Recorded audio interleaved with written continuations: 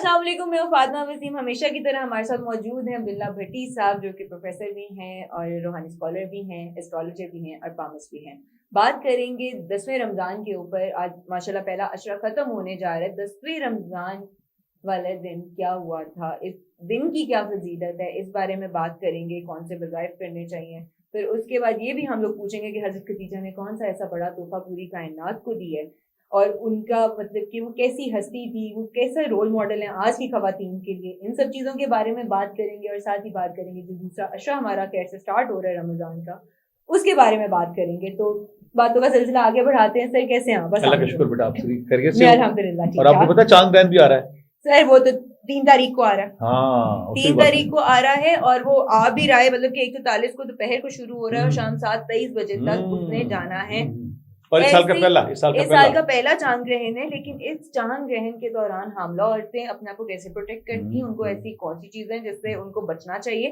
फिर उसके साथ साथ हमारे पास ये वाला मेरे पास क्वेश्चन भी है कि चांद ग्रहण में और सूरज ग्रहण के दौरान कौन कौन से वज़ाइफ करने चाहिए, कौन सी नमाजें पढ़नी चाहिए और नबी करीम सल्लल्लाहु अलैहि वसल्लम कैसे इस वक्त को गुजारते थे, क्या करते थे, इस बारे में हम आपसे पूछेंगे। तो सर प्लीज बताएं। स्टार्ट करते हैं इसका। बिस्मिल्लाह, इसमें कोई शक नहीं कि कायनात में एक से बढ़कर एक हस्ती आई और ऐसी ऐसी हस्तियां आई जिन्होंने अपने इस पर्दा जहाँ पे जब वो आई तो जाने के बाद आम क्या होता है, आम जब कोई बंदा गाजर गुली की तरह दुनिया में आता है, मर जाता, साथ वाली गली को नहीं पता होता, साथ वाले घर को नहीं पता होता, कौन है क्या है कुछ पता ही नहीं होता किसी का। हर रोज हर सेकंड के साथ बेशुमार दुनिया के खत्ते खत्ते में एक से बढ़कर एक बंदा पैदा होता है और हर उसी सेकंड में एक से बढ़कर एक बंदा जमीन के नीचे सो जाता है।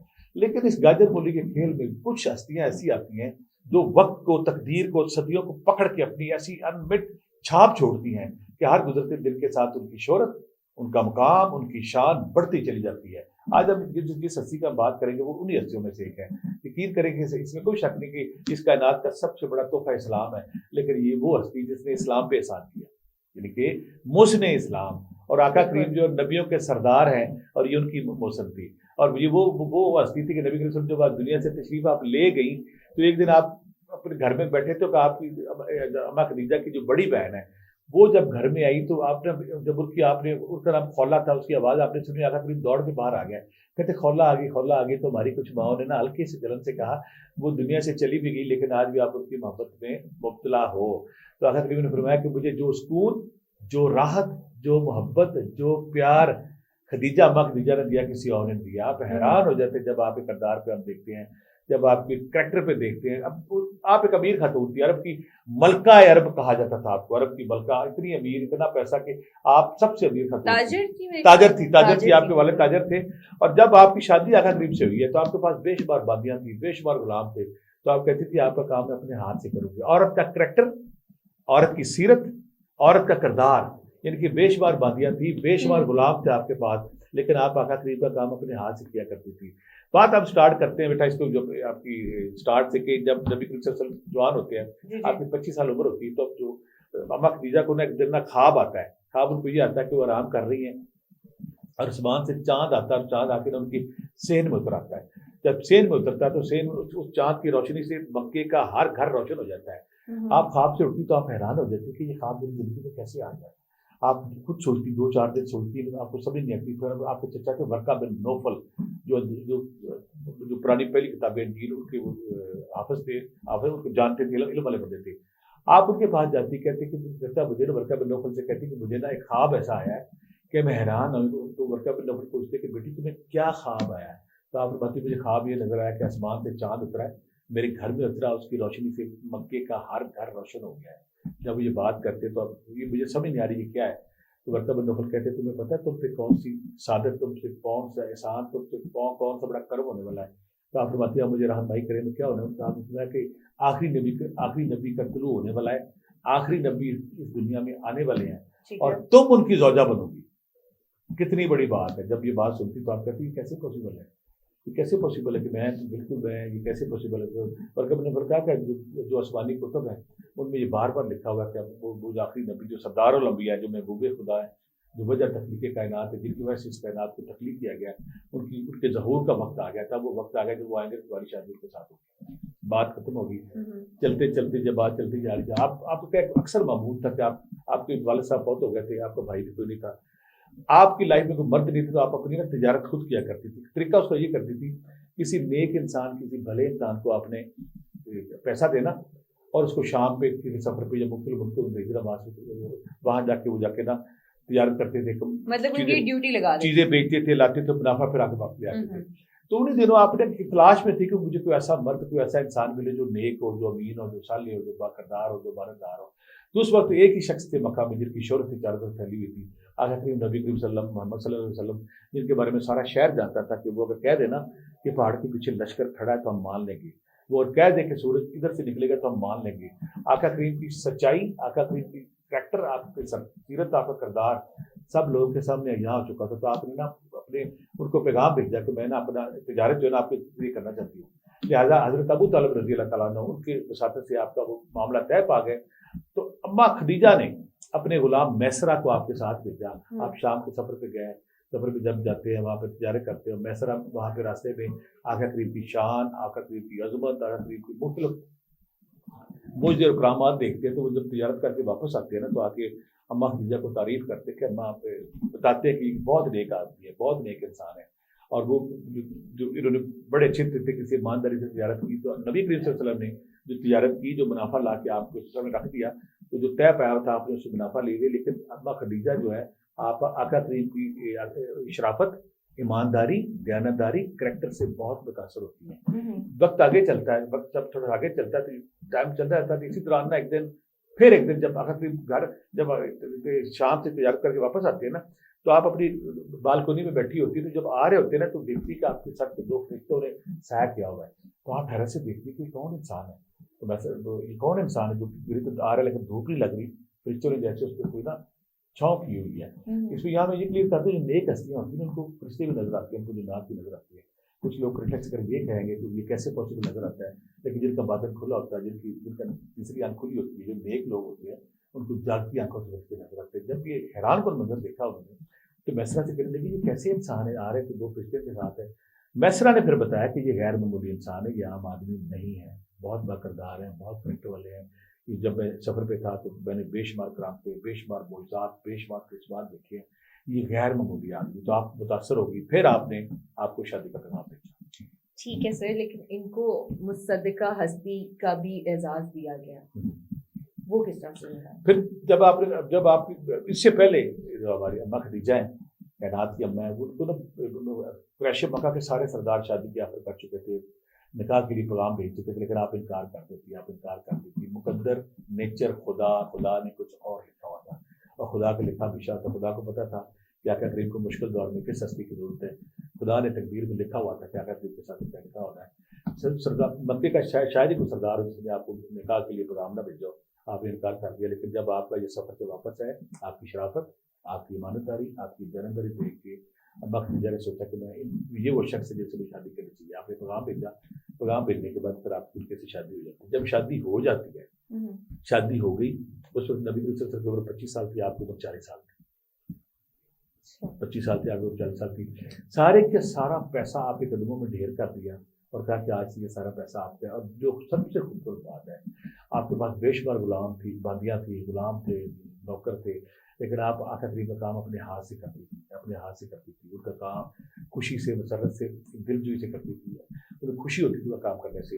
وقت بڑھتا چلا جاتا ہے. وہ پھر آقا کریم تلاشی حق کے لیے غار راہ میں جب جاتے ہیں، جب آپ نے صدقہ کی بات کی ہے، جب غار راہ میں جاتے ہیں تلاش کے لیے، غور و فکر کرتے ہیں، مراقبہ کرتے ہیں، اللہ کی ذات پہ غور و فکر کرتے ہیں. وہ جو کھوج، وہ جو تلاش آج ہر دور کے انسان کو خلوت کی زندگی کی طرف لے کے جاتی ہے. کوئی دور پہ جاتا ہے، کوئی غار راہ پہ جاتا ہے، کوئی جنگلوں میں جاتا ہے، کوئی صحراؤں میں جاتا ہے. وہ جو کھوج، تلاش، طلب، جستجو تھی نا، نبیوں کے سردار کو وہ ٹائم آ رہا تھا. وہ جب غار راہ میں گئے تو وہاں پہ جب فرشتہ پیدا ہو گئی لے کے آیا، تو آپ ایک حیرت میں اور ہلکی سے خوف کا شکار ہو گئے. جب خوف کا شکار ہو گئے، گھر آتے تو آپ کو ہلکا سا خوف طاری ہوتا ہے. تو جب اماں خدیجہ سے کہتے ہیں کہ آج میرے اوپر سب فرشتہ نما کو چیز آئی ہے، تو آپ اس خوف کا شکار کے اماں خدیجہ حوصلہ دیتی ہے، کہتی کہ آپ بالکل پریشان نہ ہو، آپ بالکل نہ ڈریں. وہ آپ امانت دار ہیں, آپ دیانت دار ہیں, آپ امین ہیں, آپ نے کسی کا حق نہیں مارا, آپ نے کسی کی ضرورتی نہیں کی, کسی کو ظلم نہیں کیا. اللہ کی ذات آپ کے ساتھ بہتر کرے گی, آپ کو حوصلہ دیتی ہے. اور پھر جب رب ذوالجلال کا تم سے کہتے کہ تم میرے آخری نبی ہو اور تم اب اسلام کی اشاعت کرو, تو جب آپ آقا کریم نے اسلام کی دعوت دی تو اما عائشہ ابا خدیجہ جو پہلی ہماری نیک ماں تھی, انہوں نے سب سے پہلے اسلام لائیں, انہوں نے تصدیق کی کہ اے میرے خاوند آپ اللہ کے نبی ہیں, میں آپ کو اقرار کرتی ہوں. کہ اسلام کے مسلمانوں میں جو سب سے پہلا جو اعزاز کسی کو حاصل ہوا ہے وہ اما خدیجہ کا حاصل ہوا کہ انہوں نے آپ کو آقا کریم جب پیغام دیا تو پیغام ڈالنے کے بعد سب سے پہلے کہا کہ میں لبیک کہتی ہوں, میں آپ کے خدا پہ اور آپ کے اسلام پہ ایمان لاتی ہوں. دلوں کو تصدیق کا سچا کہا جاتا ہے. انہوں نے آقا کریم کی نبوت کا اقرار کیا اور ہاں کہے کہ آپ جو کہہ رہے ہیں وہ ٹھیک کہہ رہے ہیں اور میں آپ کے ساتھ ہوں. سر حضرت ختیجہ رضی اللہ تعالیٰ عنہا کی مالی اثار کی اسلامی تاریخ میں کیا اہمیت ہے؟ مالی سزاد کی ان کی اتنی زیادہ قدر ہے کہ کہا جاتا ہے کہ وہ ملکہ عرب ان کو کہا جاتا ہے, رئیسہ عرب کہا جاتا تھا کہ پورے عرب کی یہ ملکہ ہے. اور ان کے پاس اتنے خزانے, اتنے پیسے. آپ کی جو والد اجبل بازار کی جو جنگ ہوئی تھی اس سے پہلے, اس میں ان کو وہ مارے گئے تھے, فوت ہو گئے تھے, تو اس کے بعد آپ ہی سارا ان کی تجارت کرتی, سارا دور کرتی تھی. حیران کن پہلو جو ہمارے دیکھنے والوں کو حیران حرف میں مبتلا کر دے گا, وہ ہماری ماں جو عرب کی سب سے امیر خاتون تھی, جب انہوں نے اسلام قبول کیا, اسلام قبول کرنے کے بعد سارا اپنی دولت, اپنی تجارت, اپنا سونا چاندی آپ کریم کے قدموں میں ڈھیر کر دیا. اور آپ کو حیرت میں مبتلا کر دے گی بات, جب شاہ ابی طالب نے جب قریش مکہ نے آقا کریم کا ترک کیا اور ان کو کہا کہ اب آپ ہمارے ساتھ نہیں ٹھہر سکتے, تو آقا کریم اپنے اور ابو طالب رضی اللہ عنہ اپنے خاندان کے ساتھ جب شاہ ابی طالب نے آ کے پناہ دی ہوتی ہے تو اس وقت یہ حالت ہوتی ہے کہ آپ کے پاس 1 روپیہ بھی نہیں ہوتا. آپ پتے کھا کے پتھر پیٹ کے باندھ کے پتے کھا کے آپ وہاں پہ اپنی زندگی کی کوشش کرتی, سروائیو کرنے کی. وہ ملکہ تھی, وہ رئیسہ تھی, ان کو ناز و نام میں پلنے کی عادت تھی. اس سارے کا سارا پیسہ اسلام کی ترویج میں خرچ ہو چکا تھا. جو بیٹا اہم پوائنٹ ہے جی کہ جب نبی کریم صلی اللہ علیہ وسلم کی شادی ہوئی تو اما خدیجہ عرب کی سب سے امیر خاتون تھی, اور جب شاہ ابی طالب کا وقت آتا تو ان کے پاس ایک دبڑی بھی نہیں تھی. تو سارے کا سارا پیسہ جو وہ اپنے نبی پہ قربان کر چکی تھی, اسلام پہ قربان کر چکی تھی, اسلام کے اشاعت پہ قربان کر چکی تھی, غلام آزاد کرنے, کھانے کرنے, جو بھی ہے, نبی کریم صلی اللہ علیہ وسلم کو سارا خرچہ اپنی خامت پہ کے قدموں میں ڈھیر کر کے اس پہ قربان کر چکی تھی. تو شاہ ابی طالب میں اس پیسے کی کمی, خوراک کی کمی سے پھر آپ وہ جو بیمار ہوتی ہے, بیمار ہونے کے بعد پھر آپ دنیا سے چلی جاتی ہے. لیکن جب چلی جاتی ہے تو آقا کریم کو اتنا دکھ ہوتا ہے, آپ کو جانے کا اتنا دکھ ہوتا ہے, اتنا صدمہ ہوتا ہے کہ آپ اس کو عام الحزن غم کا سال قرار دیتے. اسی سال آپ ابو طالب رضی اللہ تعالیٰ عنہ ان کی بھی شہادت وفات ہوتی ہے. تو یہ دونوں آپ کے لیے بہت غم کے سال تھے, آپ کے لیے غم کے سال ہیں. اور جب آپ وفات پاتی ہیں تو وفات پانے کے بعد آپ اتنا رنجیدہ ہوتے ہیں, اتنا دکھی ہوتے ہیں, آپ قبر مبارک میں خود اترتے ہیں, خود اتر کے آپ کے جسم اثر کو قبر مبارک میں اتارنے کے بعد پھر ڈالتے. پھر دوسری بات ہے کہ زندگی میں اور بھی ہماری مائیں آئیں, لیکن جتنا عرصہ اماں خدیجہ رہیں آقا کریم کی زندگی میں کوئی اور آپ نہیں آئی. آپ اتنا پیار کرتے تھے, محبت کرتے تھے, جب بھی قربانی کرتے تھے, تو جب کوئی بکری کو بکرا ذبح کرتے تھے تو ہماری ماں کو پٹ کا گوشت بڑا پسند تھا. ان کی سہیلیوں کو بھیجتی تھی, ان کی بہنوں کو بھیجتی تھی, ان کی بہن خولا جتنا عرصہ زندہ رہی ان کو بھیجنا, ان کی سہیلیوں کو بھیجنا.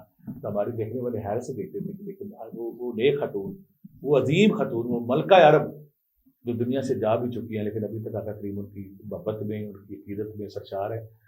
اما خدیجہ کی عظمت ایک اور مقام ہے, وہ ایک کہ جب آقا کریم گھر سے نکل جاتے تو آپ فکر مند رہتی تھی, غمگین رہتی تھی. قریش مکہ آپ کو تنگ کرتے ہیں, آپ کو نقصان پہنچانے کی کوشش کرتے ہیں, آپ کو مخالفت کرتے ہیں, تو آپ فکر مند ہوتی تھی. لیکن آقا کریم جب باہر نکلے ہوئے تھے تو جب گھر نہیں آتے تو آپ فکر مندی میں گھر سے نکل آتی ہیں. جب فکر مندی میں گھر سے نکل آتی ہے, راستے میں ایک بندہ ملتا ہے تو آپ اسے نا خوف زدہ لیتی ہے, خوف زدہ کے واپس آتی تو اوپر سے آقا کریم شہنشاہ دو عالم وجہ تخلیق کائنات, شافع بشر, شافع کائنات, محبوب خدا, لوگ جب گھر آتے تو آپ انہیں بتاتی کہ میں آپ کے پیچھے, آپ جب باہر ہوتے ہیں تو قریش مکہ کی مخالفت کی میں فکر مند ہوتی ہوں, میں پریشان ہو جاتی ہوں. تو میں اسپیشل جب باہر آئی ہوں تو باہر آ کے میں نے آپ کے پیچھے کی تو مجھے ایک بندہ ملا تو میں ڈر گئی. اسی طرح کی ہمارے لگے پتا وہ بندہ کون تھا, ہماری وہاں کہنے لگے وہ کون تھا, کہنے لگے وہ جبرائیل تھا, رشتوں کا سردار تھا, وہ تمہیں اسلام کہہ رہا ہے اور وہ کہہ رہا ہے کہ آپ جا کے اما خدیجہ کو کہہ دیں کہ جنت میں سچے موتیوں کا محل ہے جو ان کا انتظار کر رہا ہے. تو جن کی ان کی شان, ان کا مقام یہ تھا کہ فرشتوں کے سردار جو ہے جب وہ خالی کہیں جا رہے تھے وہ ان کی ہم رکابی کر رہے تھے, ان کی حفاظت کر رہے تھے, ان کی حفاظت میں لگے ہوئے تھے. اور دوسری بات ہے کہ تو اما خدیجہ کی جب بھی ہم بات کرتے ہیں, ناز و نام پہ پڑے لوگ جو ہوتے ہیں نا, وہ ان کا مزاج ہوتا ہے, ان کی فطرت ہوتی ہے کہ وہ اپنے لیول کے بندے سے جاری کرتے ہیں. اگر آپ دنیاوی طور پہ دیکھیں، جب انہوں نے نبی کریم صلی اللہ علیہ وسلم سے، آقا کریم سے، شہنشاہ معظم شہنشاہ دو عالم محبوب خدا سے شادی کی، تو آقا کریم کے پاس تو کچھ بھی نہیں تھا، وہ تہی دامن تھے، یتیم تھے. اور بعض روایتوں میں آتا ہے کہ ان کو پرابلم تھی، لوگ ان کو ایک طاقتور انسان نہیں سمجھتے تھے، لیکن آپ کی جوہر شناس آنکھوں نے کریکٹر دیکھا، کردار دیکھا، آپ نے کہا کہ نہیں، میں جس ہیرے کی تلاش میں ہوں، جس کا ایک نیک انسان کی تلاش میں، وہ یہی ہے. اور آپ دیکھیں جب پورے عرب کے سردار ان کو دعوت دے رہے تھے، نکاح آپ سے کرے، آپ نے آقا کریم کو چنا، اور آقا کریم کو چننے کے بعد آپ نے ایک شاندار زندگی گزاری. جب آپ غار راہ پہ جاتے تھے تو آپ اس پیچھے کھجوریں لے کے، ستو لے کے جاتی تھی، پانی لے کے جاتی تھی. میں جب پیچھے گیا نا، جو موقع ملا دوسرے بچوں کے جانے کا، تو میری خواہش تھی کہ میں نے پیدل جانا اوپر، اور میں نے غار راہ میں ہر سوچ جا کے نا نوافل پڑھنے ہیں. اور مجھے ابھی بھی یاد ہے کہ خانہ کعبہ سے، مکہ سے کافی دور ہے، جا کے پھر نیچے سے جو چڑھنا شروع کرتے ہیں. میں جو 12 سال پہاڑی علاقوں میں رہا، مجھے بڑا زوم تھا اور بڑا فخر تھا کہ میں بڑے آرام سے چڑھ دوں گا، لیکن وہ پہلی پہاڑی ختم ہوتی ہے، پھر دوسری شروع ہو جاتی ہے، اور کافی دیر لگتی ہے اوپر جانے میں. بندہ طاقتور سے طاقتور، جس کی ٹھیک ٹھاک ایکسرسائز ہے، وہ بھی تھک جاتا ہے. لیکن میں اس وقت سوچ رہا تھا کہ کس طرح اماں خدیجہ یہاں پہ جب آقا کریم جب اوپر غور کرتے تھے، مراقبہ کرتے تھے، اللہ کی تلاش میں بیٹھ کے عبادت کرتے تھے، اور ہماری ماں جب دیکھتی تھی میرے محبوب خاوند کے پاس شکر ختم ہو گئی ہوگی، جو ختم ہو گیا ہوگی، کھجوریں ختم ہو گئی ہوگی، پانی ختم ہو گیا، تو وہ کس طرح مکہ سے چل کے اس پہاڑی پہ چڑھ کے اپنے محبوب خدا کی خدمت میں پیش کرتی تھی. جب آپ غار راہ کے اوپر جاتے ہیں تو اوپر جب نیچے اترتے ہیں، نیچے اترنے کے بعد جو آقا کریم کا جہاں پہ قیام گاہ جہاں پہ آرام سے آتے تھے، ایک اور تنگ سی گھاٹی سے گزر کے آگے جانا پڑتا ہے. تو میں جب اس سے گزرا تو میں نشے، ایک سرور، ایک مستی کی عجیب فضا میں تھا کہ جب میری ماں یہاں سے گزرتی تھی تو وہ جگہ ایسی وہاں نا جسم پھنس کے ٹکرا کے جاتا ہے. تو میرے پہ وہ حیبت، وہ عقیدت تاری ہو گئی کہ میری ماں اور میرے نبی قدر کتنی دفعہ اس تنگ جگہ سے گزر کے غار راہ کے اندر داخل ہو گئے ہیں. اور ہماری ماں دیکھیں، اسے کہتے ہیں وفا شاری کو ناز و نام میں پلی، شہزادی، ملکہ، زندگی میں سونے کا چمچ لے کے پیدا ہوئی تھی. جو ساری زندگی انہوں نے کمایا اپنے محبوب خاوند کی قدموں میں ڈھیر کر دیا، اور ڈھیر کرنے کے بعد اجازت دی کہ اس کو جہاں مرضی خرچ کریں، اور ایک شاندار لائف گزاری. ہمارے آج کی دور کی جو عورت ہے، یہاں سوال کر لوں. جی سر، میں نے آپ سے اسی بارے میں بات بھی کرنی ہے اور پوچھنا بھی ہے کہ حضرت بی بی خدیجہ رضی اللہ تعالیٰ عنہا ہمارے آج کی خواتین کے لیے رول ماڈل کیسے کامیاب؟ ہماری جو آج کی خاتون ہے، اگر کسی خاتون کے پاس پیسے والی عورت والی اگر بندی کی ہے، اس کے پاس اگر ماں باپ گھر دے دے، گاڑی دے دے، تو وہ ساس سے تفاخر سے نشے میں کرتی ہے کہ میں گاڑی لے کے آئی ہوں، میں پلاٹ لے کے آئی ہوں، میں گھر لے کے آئی ہوں، میں پیسے لے کے آؤں. وہ بندے کو غلام اور نوکر بناتی ہے. یہاں پہ دیکھیں کہ ملکہ عرب، رئیسہ عرب، خوبصورت با کردار بنو اسد خاندان کی شہزادی خاتون ہے، اور نبی کریم صلی اللہ علیہ وسلم یتیم تھے، اس وقت بے آسرا تھے، اس وقت نبی کریم صلی اللہ علیہ وسلم کی مالی حیثیت نہیں تھی. جب ان سے شادی کی اور ان کو سر کا تاج بنا کے رکھا. ہمارے لیے کریکٹر، ہمارے لیے مشعل راہ، ہمارے لیے روشنی یہ ہے کہ اگر دنیاوی حیثیت دیکھی جائے تو آقا کریم کا مقام ان کے بندے مقابل ان کے شہنشاہ نہیں تھا. لیکن ہماری ماں نے جب ان کی عقد میں آئی، ان کی زوجیت میں آئی، تو ان کو نا سر کا تاج بنا کے رکھا. ان کے لیے غلام آزاد کیے، ان کے لیے ان کے سارے کام خود کرتی تھی. اور دوسری بات ہے کہ ان کے اپنی ساری دولت ان کو یہ اختیار دیا کہ یہ اب آپ کی، آپ جہاں مرضی اختیار کرے، اور جب شاہ بدی کی طلب کا موقع آتا ہے ساری کی ساری دولت ختم ہو جاتی ہے. بی بی خدیجہ رضی اللہ تعالیٰ عنہا نے سب سے بڑا کائنات کو تحفہ کون سا دیا؟ سب سے بڑا تحفہ آقا کریم کی شکل میں، اور اس کے بعد سیدہ کائنات بی بی زہرا، بی بی لگتے دیگر جو ان کی شکل میں. دوسری بات ہے کہ یہاں اپنے دیکھنے والے کو بتا دوں کہ 4 بیٹیاں جو پیدا ہوئی نا نبی کریم صلی اللہ علیہ وسلم، چاروں کی چاروں ہماری اماں خدیجہ سے پیدا ہوئی. اور جو 3 صاحبزادے تھے ان میں ایک تو ماریا قبطیہ، اماں مارا قبطیہ سے 2 صاحبزادے بھی جو بچپن میں، بعض کا قاسم آتا ہے، بعض کا عبداللہ کے نام آتے ہیں، وہ بچپن، یعنی کہ 4 بیٹیاں، 2 یا 3 بیٹے.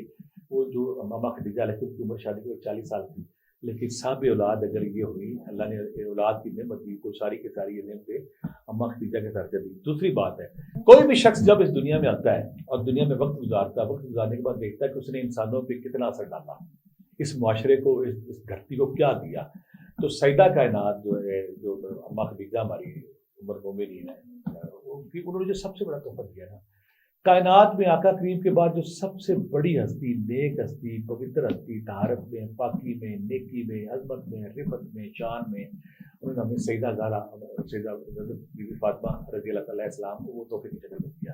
کائنات میں اگر کوئی عورتوں کی ساری خوبیاں اکٹھی کی جائیں تو سیدہ زہرا بی بی فاطمہ علیہ السلام نے کی. ان سے بڑی نیک، ان سے بڑی مقدس، ان سے بڑی باادب، ان سے بڑی پاکی، طہارت، نیکی اور اچھائی میں میں لفظ ختم ہے. میں اکثر کہتا ہوں کہ میں کالم بھی لکھتا ہوں، کتابیں بھی لکھتا ہوں، لیکن جب سیدہ زہرا بی بی فاطمہ علیہ السلام کا نام آتا ہے میرے سارے لفظ زبان اڑ جاتے ہیں، مجھے سمجھ نہیں آتی کون سا لفظ ہے، کیونکہ وہ سیدہ فاطمہ میں پھر بات سے پہلے بھی کہتا ہوتا کہ ان کا مقام یہ تھا کہ اگر ان کے ماتھے پہ کبھی غصے یا کبھی اداسی کی ہلکی سی جنبش آتی تھی تو آسمان اوپر نا زلزلہ برپا ہو جاتا تھا. سیدہ کائنات کے ماتھے پہ آج ہلکی سی جنبش آ گئی، اور اگر کبھی وہ ناراض ہوتی تھی تو نبض کائنات تھر تھر کانپنے لگتی تھی کہ سیدہ کائنات آج ناراض ہو گئی ہے. وہ سیدہ کائنات جس کے گھر میں عام ہوا بھی داخل ہونے سے پہلے عطر و بیض ہو کے خوشبو عنبر پہ خود دھوتی تھی، لپیٹتی تھی، پھر اس گھر میں داخل ہوتی تھی. وہ سیدہ کائنات کہ جب آسمان کی کرنیں نیچے آتی تھی پہلے آپ کھانا کا بقا طواف کرتی تھی، وہ آتی تھی. وہ تحفہ ہمیں دیا. وہ سیدہ کائنات جو بچپن میں آقا کریم صلی اللہ علیہ وسلم کہ جب وہ باہر سے آتے تھے آپ کو ان کے پاؤں سے جب کانٹے چکے ہوتے اپنی ننھی انگلی سے کانٹے نکالتی تھی، اپنے باپ کی دستار کھول کے ان کے سر کو صفائی کرتی تھی. جب شادی ہوئی تو شادی کے بعد اپنے میاں کو دستار، یعنی کہ بچپن میں نبیوں کے سردار کی خبر گیری کرتی تھی، جب شادی ہوئی تو ولیوں کے سردار شہنشاہ ولایت حضرت علی رضی اللہ تعالیٰ کو دستار زرہ باندھتی تھی، اور جن کی گود میں شہداء کے سردار حسن حسین اور بابا جان کے لیے، یعنی کائنات کی ساری عورتیں، کائنات کے سارے خوبیاں، کائنات کی ساری عظمتیں رفتیں ایک طرف کر دی جائیں، اور جو ہماری سیدہ زہرا فاطمہ علیہ السلام کے قدموں کی دھول کے برابر نہیں ہوتے.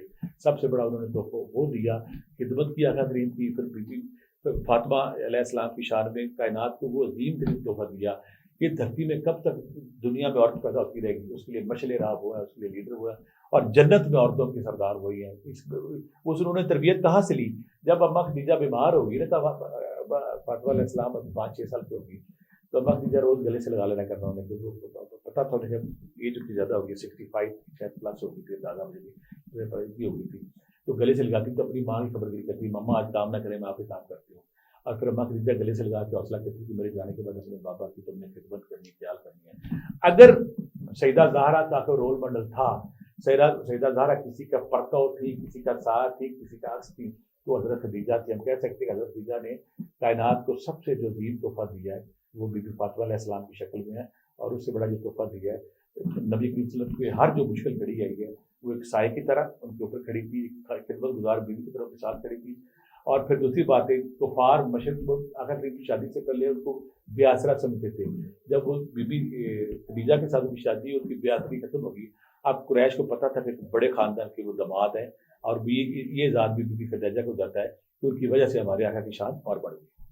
ٹھیک ہے سر، یہ تو ہم لوگوں نے آج بات کی 10ویں رمضان کی، اور اس میں آپ نے سارا رول ماڈل بھی بتایا حضرت خدیجہ کا، جو کہ ہم سب کے لیے بہت بڑا رول ماڈل ہیں، اور جس طرح سے انہوں نے اپنی ازواجی زندگی گزاری اور جس طریقے سے انہوں نے اپنی ساری زندگی گزاری وہ ہمارے لیے ایک بہت بڑی اگزامپل بھی ہے. اب بات کریں گے جو دوسرا عشرہ ماشاءاللہ ہمارا سٹارٹ ہونے جا رہا ہے جو کہ مغفرت کا ہے.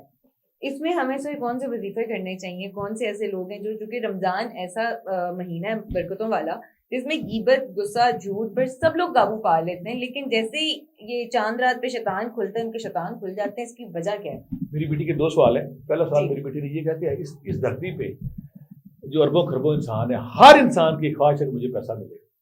اب پیسہ کیسے ملنا ہے قرآن پاک سے روشنی لگتی ہے. میں اکثر کہتا ہوتا ہوں کہ ہمیں ہر معاملے میں آقا کریم کی سیرت اور قرآن پاک سے روشنی لگتی ہے. قرآن پاک میں اللہ تعالیٰ رپیٹ ہو جائے گی بات لیکن شاید کوئی نیا سننے والا سن لے. اللہ تعالیٰ حضرت نوح سے فرماتے ہیں کہ اے نوح تم استغفار کیا کرو، معافی مانگا کرو، میں استغفار کے بدلے میں آسمان سے بارشیں برساؤں گا. وہ بارشیں جب برسے گی تمہاری نہریں آباد ہوگی، تمہارے باغات چلے گے، تمہاری مال اور موال میں برکت پڑے گی. یعنی کہ اللہ نے فارمولہ خود بتا دیا ہے. اگر آپ امیر ہونا چاہتے ہیں، اگر آپ پیسہ لینا چاہتے ہیں تو سورہ نوح علیہ السلام کی یہی جو آیت ہے جس کو اپنا ہرد بنا لیں، جان بنا لیں، تاکہ اللہ تعالیٰ کہتا ہے میرے سے استغفار کرو. جو لوگ پورا رمضان استغفر اللہ پڑھتے ہیں، 5 تسبیحات، یا رزاق ہو یا باسط ہو 5 تسبیحات، یا غنی ہو یا مغنی ہو 5 تسبیحات روزانہ پڑھتے ہیں، اس سے ان کی غربت، ان کی تنگی، ان کے قرضے سارے ختم ہو گئے. وہاں پیسہ آئے گا اور وہ ایک شاندار لائف گزاریں گے. اب دوسرا سوال پوچھو. دوسرا سوال میرا آپ سے یہ تھا سر کہ جو لوگ غصہ، جھوٹ پر قابو پا لیتے ہیں، جو غیبت نہیں کرتے پورے اس مہینے میں، ان کے جب شیطان چاند رات کو کھل جاتے ہیں اس کے بعد کوئی ایسا پکا وظیفہ نہیں جو پورے زندگی کے لیے نیک ہو جائے؟ کوئی شک نہیں. اللہ تعالیٰ کے ہر کام میں حکمتوں کی حکمت ہے. اللہ تعالیٰ کے ہر کام میں دنائی ہے، حکمت ہے. اللہ تعالیٰ کے ہر کام میں یہ ہے کہ اللہ تعالیٰ نے ہمیں موٹیویشن دے کے، ہمیں ترغیب دے کے رمضان میں ہمارا تزکیہ نفس کیا تاکہ ہمارے اندر جو نفرت، تکبر، غرور، شہوت، لالچ اور انسانوں کو روزنے کے جذبے کو ختم کیا جا سکے۔ رمضان میں ہم اجتماعی ماحول بنا ہوتا ہے، ہم روزہ رکھتے ہیں، افطاری کرتے ہیں، سحری کرتے ہیں، تو ہم کہیں نہ نیکی اور پارسے کی طرف آ جاتے ہیں۔ پھر نہ ہماری چیز کو غیبت نہیں کرتے، چوری نہیں کرتے، غصہ نہیں کرتے، جھوٹ نہیں بولتے، فراڈ نہیں کرتے۔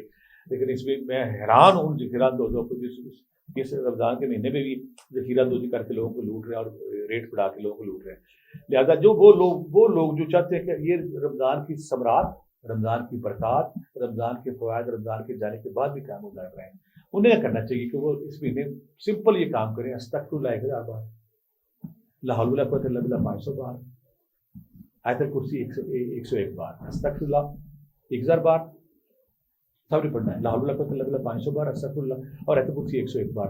اگر یہ ایک پورا رمضان پڑھتے ہیں تو اس کے بعد یہ کہ تصویر جاری رکھتے ہیں تو رمضان کے بعد بھی آپ کا جو بھیڑیا ہے، آپ کا جو فرعون ہے، آپ کا جو شیش نہ آ گیا نا، لوگوں کو ڈستا ہے، تنگ کرتا ہے، پوزیشن میں، ڈومینیشن میں، ایگریشن میں، اور آپ نان اسٹاپ اپنا ڈپریشن کسی پہ نکالتے ہیں، نان اسٹاپ اپنے نیگیٹیوٹی، اپنے نیگیٹو تھاٹس کو پروموٹ کرنے کے لیے دوسروں کی لائف کو خراب کرتے ہیں۔ پھر آپ ٹرسٹ کرنا سیکھیں کہ پھر آپ کے اندر پازیٹیوٹی آئے گی۔ اگر آپ نے رمضان کے اس موقع سے، لوٹ سے فائدہ نہ اٹھایا تو بعد میں پھر آپ خود بھی فرسٹریٹ رہیں گے، اپنی زندگی بھی حرام کریں گے، لوگوں کی زندگی بھی خراب کریں گے۔ زندگی تو ویسے ہی خراب کر دیتے ہیں سر۔ اچھا، 3 مارچ کو پہلا اس سال کا جو ہے وہ چاند گرہن ہونے والا ہے، تو اس میں ایسی کون سی چیزیں جس سے ایک حاملہ عورت کو بچ کے رہنا ہے، کون سی ایسی نمازیں جو ہم لوگ چاند گرہن اور سورج گرہن کے دوران پڑھ سکتے ہیں، کون سی ایسی وظیفے ہیں جو ہم کر سکتے ہیں، اور ہمارے آقا نبی کریم صلی اللہ علیہ وسلم کیا کرتے تھے سورج گرہن؟ سارے سوال میری بیٹی نے اکٹھے پوچھ۔ میری بیٹی چاند گرہن کے حوالے سے ہمارے معاشرے میں بہت سی غلط فہمیاں، بہت سی توہمات چل رہی ہیں، کیونکہ ہم یہاں صدیوں سے، ہزاروں سال سے ہم ہندو تہذیب کے زیر اثر رہتے رہے ہیں۔ ہندو تہذیب ختم ہو گئی، ہمارا ملک بھی بن گیا، لیکن ہمارے اندر وہ توہمات، وہ شرکیہ خیالات، وہ چیزیں ابھی ختم نہیں ہو رہی۔ ہم روشنی لیتے ہیں آقا کریم کی لائف میں۔ آقا کریم کی لائف میں جب آقا کریم کا بیٹا حضرت ابراہیم، جب آپ کو لگتے جگر جب بیٹا فوت ہوا تو اس کے بعد چاند گرہن لگ گیا۔ لوگوں نے کہا کہ یہ چاند گرہن آپ کے بیٹے کی صدمے کی شکل میں لگا ہے۔ اس وقت ایک مت چلتی تھی، ایک توہم پرستی چلتی تھی کہ بڑے آدمی جب دنیا سے جاتی ہے تو چاند گرہن یا سورج گرہن لگتا ہے۔ بڑے آدمی جب دنیا سے جاتی ہے تو چاند گرہن یا سورج گرہن لگتا ہے۔ آقا کریم نے سارے سبب اکٹھا کیا، کہا یہ غلط ہے، یہ غلط ہے، یہ غلط ہے، میرا بیٹا دنیا سے گیا، اس کی یہ وجہ نہیں ہے، اور نہ ہی چاند گرہن اس وجہ سے ہوتا ہے۔ چاند گرہن یا سورج گرہن جب بھی کبھی لگتا ہے، اس کی لاجک صرف یہ ہوتی ہے کہ خدا کی ناراضگی کا اظہار ہو سکتا ہے، خدا کی تبدیلی کا اظہار ہو سکتا ہے۔ ایسی کوئی بھی لمحہ جب آئے تو ہمیں خدا کی طرف رجوع کرنا ہے۔ آقا کریم کیا کرتے تھے، جب بھی ایسی، اگر سورج گرہن لگتا تھا نماز کسوف، چاند گرہن لگتا تھا نماز کسوف، وہ دونوں کیا طریقہ کیا تھا، 2 نفل پڑھے جاتے تھے۔ بعض ہمارے مکاتب فکر میں، مذہبی حلقوں میں بعض کا 2 نفل پڑھے جاتے ہیں اور 2 سادہ نفل جیسے ہم پڑھتے ہیں، لیکن بعض ہمارے جو حنبلی ہیں یا شافعی ہیں، کچھ اور لوگ ہیں، وہ یہ کرتے ہیں کہ وہ 2 رکعت پڑھتے ہیں، ہر رکعت میں 2 دفعہ رکوع کرتے ہیں۔ پہلی رکعت میں 2 دفعہ رکوع، دوسری رکعت میں 2 دفعہ رکوع کرتے ہیں۔ لیکن زیادہ تر جو پاکستان میں 2 رکعت نفل پڑھی جاتی ہے، اس میں لمبی صورتیں، لمبی آیتیں پڑھی جاتی ہیں تاکہ زیادہ دیر تک اللہ کے حضور کھڑا ہو سکتی ہے۔ تو یہ کام کرنا ہے کہ انفرادی طور پہ بھی پڑھ سکتے ہیں، اجتماعی طور پہ بھی پڑھ سکتے ہیں۔ دوسرا، اس اللہ کریم نبی کریم صلی اللہ علیہ وسلم مانتے تھے کہ اگر لگ گیا چاند گرہن یا سورج گرہن تو آپ نے اس کو ذکر اسٹارٹ کرنا ہے، اللہ اکبر، الحمدللہ، سبحان اللہ، اللہ اکبر، الحمدللہ، سبحان اللہ، سبحان اللہ، اور ساتھ استغفر اللہ ایک، اور اللہ اغفر لی ورحمنی وعدنی وعافنی وارزقنی، یہ دعا بھی پڑھتے تھے۔ یعنی کہ اگر کوئی ایسی صورتیں ہوتی تو ہمیں کثرت سے استغفار کرنی ہے، ہمیں اللہ اکبر پڑھنا ہے، سبحان اللہ پڑھنا ہے، الحمدللہ پڑھنی ہے، استغفر اللہ پڑھنا ہے، نوافل پڑھنے ہیں، قرآن پاک کی تلاوت کرنی ہے، صدقہ خیرات کرنا ہے، لوگوں کی مدد کرنی ہے، اور مسجد میں جا کے یا گھر میں بیٹھ کے رب کے حضور پیش ہونا ہے۔ جب ہم ایسی ذکر کا عبادت کریں گے تو اللہ ہمیں معاف کرے گا، ہماری لائف میں آسانیاں لائے گا۔ حاملہ عورتوں جی، حاملہ عورتوں حاملہ عورتوں والا بھی سر میں نے آپ سے کوشچن کیا تھا کہ ان کو کن چیزوں سے بچنا چاہیے چاند گرہن اور سورج گرہن؟ ایک بہت بڑی غلط فہمی ہمارے معاشرے میں چلتی ہے کہ جب چاند گرہن یا سورج گرہن لگتا ہے تو حاملہ عورتیں اگر اس کو چھری کاٹ رہی ہے، کوئی سبزی کاٹ رہی ہے، کوئی اور کام کر رہی ہے تو ساری اس کے ساتھ وہ بچے کے جیسے کو نشان پڑ جاتے ہیں۔ یہ بالکل غلط ہے، سائنٹیفکلی اس کا کوئی یقین نہیں ہے، یہ غلط ہے۔ اگر کسی حاملہ عورت ڈری ہوئی ہے تو اس کو ذکر اذکار کیا کرنا چاہیے، یا مصور ہو یا خالق ہو جو باری ہو 500 بار، یا رقیب ہو یا حفیظ ہو 500 بار، استغفر اللہ 500 بار، سورہ مریم ایک بار پڑھیں، پھر وہ اللہ کی حفاظت رہتی ہے۔ اور یہ مت ہے، یہ خوف ہے کہ اس کو نشان پڑتے، یہ غلط فہمی، ایسی کوئی بات نہیں۔ ٹھیک ہو گیا سر. ہمیں ایسے کون سے وظیفے پڑھنے چاہیے؟ اب سیکنڈ عشرہ ہمارا اسٹارٹ ہو گیا ہے ماشاء اللہ رمضان کا, اور اس کے بعد جو تیسرا عشرہ ہے وہ تو اب 10 دن بعد ہی آئے گا, لیکن اس میں جو ہم استغفار کرتے ہیں, جو ہم توبہ کرتے ہیں, کیا اللہ کے حضور وہ ساری رمضان کا مہینہ کیونکہ اللہ نے ایک سیل لگائی ہوئی ہے, اللہ نے معافی کرنے کی جزا اور سزا کے تصور یہ دیا ہمیں تاکہ ہم میکسیمم نیکیاں کر کے اپنے کو پاک کر سکیں. میں اکثر کہتا ہوں کہ رمضان میں سارے وظیفے ایک سے بڑھ کر ایک, لیکن ایک وظیفہ میں اکثر دوستوں کو کہتا ہوں جس میں اللہ کے سارے نام آتے ہیں. 11 دفعہ دروشی پہلے, 11 دفعہ دروشی بعد میں, یا اللہ یا رحمان یا رحیم یا حی یا قیوم, یا اللہ یا رحمان یا رحیم یا حی یا قیوم 5 تسبیحاں, استغفر اللہ 1000 بار, استغفر اللہ 1000 بار, سورہ اخلاص 108 بار, اور کثرت سے نوافل, کثرت سے ذکر اذکار قرآن پاک صدقہ قرات کریں. یہ ہمارے لیے مناسب ہے. پورا رمضان اگر ہم کرتے ہیں تو انشاءاللہ اللہ تعالیٰ ہمارے لیے ہمارا تزکیہ نفس بھی کرے گا, ہمارے اندر نیکی بھی آئے گی, اور ہم دوسروں کے لیے نافع اور صالح بنیں گے, دوسروں کو نقصان نہیں پہنچائیں گے. تو کہ پرماننٹ ایسا کوئی نسخہ مل سکتا ہے کہ جس کے بعد یہ جو شیطان ابھی بند ہے یہ رمضان کے بعد بھی بند ہی رہے؟ جو لوگ ابھی فار ایگزامپل شراب پیتے ہیں, شراب چھوڑ کے بیٹھے ہوئے ہیں, اور وہ یہ نیت کر لیں کہ ہم نے آئندہ شراب نہیں پینی. ہمارے وہ سارے دیکھنے والے جن کو کسی عادت کی, کوئی میرے بہت سے لوگ کہتے ہیں میں اسموکنگ کرتا ہوں رمضان میں کرتا ہوں پھر چھوڑ دیتا ہوں, کوئی کہتا ہے میں بیڑی کرتا ہوں رمضان چھوڑتا ہوں پھر کر دیتا ہوں, کوئی کہتا ہے مجھے فلموں کی عادت ہے. کچھ تو بڑھ کے میں حیران ہو گیا, مجھے فورن فلمیں دیکھنے کی عادت ہے, میں رمضان میں چھوڑتا ہوں تو میں حیران ہوتا ہوں کہ شیطان تو بندہ ہوا ہے, پھر ہمارا خود ہی بعد میں شیطان بن جاتے ہیں. اگر کوئی بندہ چاہتا ہے کہ وہ بعد میں اس کے اندر نکی پار سے اسی طرح رہے, اور اس کی عادت چاہے شراب نوشی کیا, چاہے اسموکنگ کیا, چاہے بیڑی کیا, چاہے پورن انڈسٹری کیا, چاہے فلم بینی کیا, چاہے گندے کام کر, کوئی بھی کام کرنے کی ہے. کچھ لوگ کہتے ہیں میں رمضان میں عورتوں کو نہیں دیکھتا, بعد میں دیکھتا ہوں, یہ نیا کام اس نے بتایا. تو آپ نے کیا کرنا ہے, اللہ الصمد, اللہ مجھے اپنے علاوہ سب سے بے نیاز کرتے ہیں, اللہ الصمد 5 تسبیحاں, استغفر اللہ 1000 بار, لا حول ولا قوت الا باللہ 500 بار, سورہ اخلاص 108 بار پڑھیں. یہ ذکر اذکار اگر آپ کرتے ہیں تو اس کے ثمرات آپ کی وجود میں آ جائیں گے. پھر پورا سال آپ نیک رہیں گے, پارسا رہیں گے, نہ اسموکنگ کریں گے, نہ شراب پئیں گے, نہ بیڑی کھائیں گے, نہ فون فلمیں دیکھیں گے, اور نہ برائی کی طرف جا سکیں گے. ٹھیک ہے سر, تھینک یو سو مچ ایک تو کم ٹائم میں آنے کے لیے, اور ہمیں آج آپ نے تفصیل بتائی ہر چیز کی. اور دوسرا عشرہ ہمارا ماشاءاللہ اسٹارٹ ہو گیا, چونکہ یہ مہینہ ہی برکتوں کا ہے, رحمتوں کا ہے. اس میں جتنی ہو سکتے اللہ سے توبہ کریں اور معافی مانگے اور اپنے کردار کو اور اسٹرانگ بنائیں. اسی کے ساتھ ہمیں اجازت دیجیے, انشاءاللہ جلد حاضر ہوں گے, تب تک کے لیے اللہ حافظ.